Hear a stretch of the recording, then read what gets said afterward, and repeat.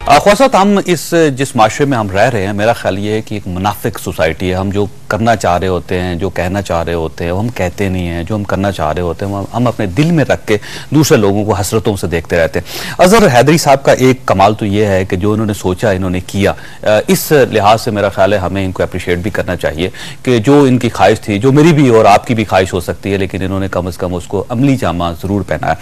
ये बताइएगा अजहर साहब के हर बीवी के लिए एक बेडरूम चाहिए होता है, आपने 2 बेडरूम्स बनाए हुए हैं, एक ही? हाँ जी, ऊपर नीचे इनको कमरा दिए हुए, इनको ऊपर है, उनके नीचे रुमाना का।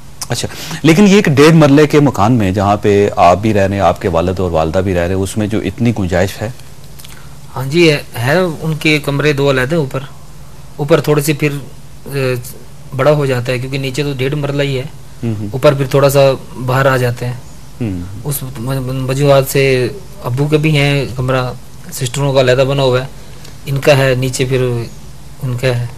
अच्छा ये बताएं कि अगर आपको दोबारा कभी जिंदगी में एक और शादी करने का मौका मिला तो कर जाएंगे? नहीं, क्यों? काफी है। डर गए? डरने की बात नहीं है, जो ज़हन में था, जो दिल में था वो कर दिया। नहीं, 15 दिन में ही आप डर गए? डरने की बात नहीं है सर, जो मौका मिल जाए अगर फर्ज करें तो। नहीं, मौका भी नहीं है ऐसा। अगर मिल गया, किसी और शख्स ने आपकी मिन्नत की, कहा कि यार इनके साथ भी कर लें, तो नहीं करेंगे? नहीं करेंगे, 2 काफी है? बिल्कुल। अच्छा माशाल्लाह। अच्छा ये बताइए डॉक्टर साहब कि अगर आपके जो खामिद और हमारे भाई हैं, अगर इस किस्म की दूसरी शादी करना चाहे, आप इजाजत दे देंगे? आप भी तो अवान है ना जी। देखिए, सबसे पहली बात तो ये है कि मुझे उसकी दिमागी हालत पे यकीन है कि वो कोई ऐसी ख्वाहिश का शादी करने वाला आदमी दिमागी लिहाज से खराब नहीं होता। नहीं, वो दुनिया में भी जो सजा उसने आखिरत में लेनी है, अगर वो अपने लिए दुनिया में तजवीज कर ले। अच्छा, आप ये चाहते हैं कि सारी सजा सिर्फ आप ही दे के भेजें उनको?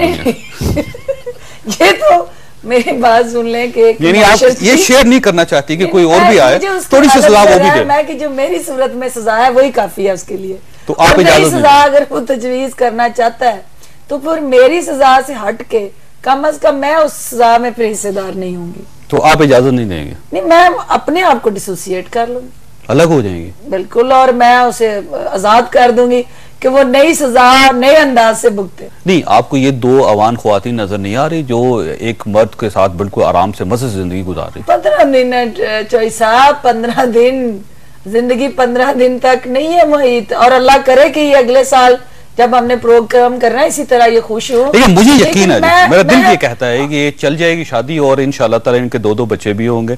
अगले साल हम एक बच्चे के साथ यहाँ इनके साथ प्रोग्राम करेंगे और उसके बाद भी इंशाल्लाह मुझे यूं लगता है साहब, आपको भी महसूस होता है? देखिए, बात ये है कि जो जिस किस्म का एनवायरनमेंट वो बता रहे हैं और जिस किस्म की लिमिटेड डिजायर्स और जो उनकी पैटर्नाइजेशन फैमिली के साथ है, तो चूंकि कजन्स हैं, चूंकि जो पीछे से बैकग्राउंड है वो एक दूसरे को अंडरस्टैंड करते हैं और सैक्रिफाइस कर रहे हैं, लेकिन मेरी जो दिमाग के अंदर जो फिरकी है वो नहीं मान रही इस चीज को, और वो हकीकत इससे बरक्स है। आप बड़ी सख्त खातून है। नहीं, सख्त नहीं चोई साहब, बात ये है कि जो जिंदगी की रियलिटीज हैं, आप उनको, जो इंसानी ख्वाहिशात हैं, जो इंसानी जज्बात हैं, आप उनको कदगने नहीं लगा सकते। अच्छा, मैं रुमाना से बात पूछूं? रुमाना से और अगर आप कहते हैं कि हाँ नहीं ये सब अच्छा है, मुझे कोई चीज हर्ट नहीं करती, मैं बहुत खुश हूँ, तो ये सारी चीजें जो है वो सूडो ज्यादा हकीकत से। रुमाना, ये बताइएगा कि आप बेशुमार इस वक्त ख्वातीन भी ये प्रोग्राम देख रही होंगी और आपकी उम्र की ख्वातीन होंगी, अगर उनकी जिंदगी में ऐसा ऑप्शन आए तो उनको आप क्या मशवरा देंगे, वो क्या करें? अगर खानदान से बाहर नहीं भेजते तो कर लेनी चाहिए, कोई टेंशन नहीं है, ज़हन फ्रेश होना चाहिए। असल सोशल इवल है ना कि खानदान के साथ, वो एक मेरा मसला भी है, इसका मसला भी है।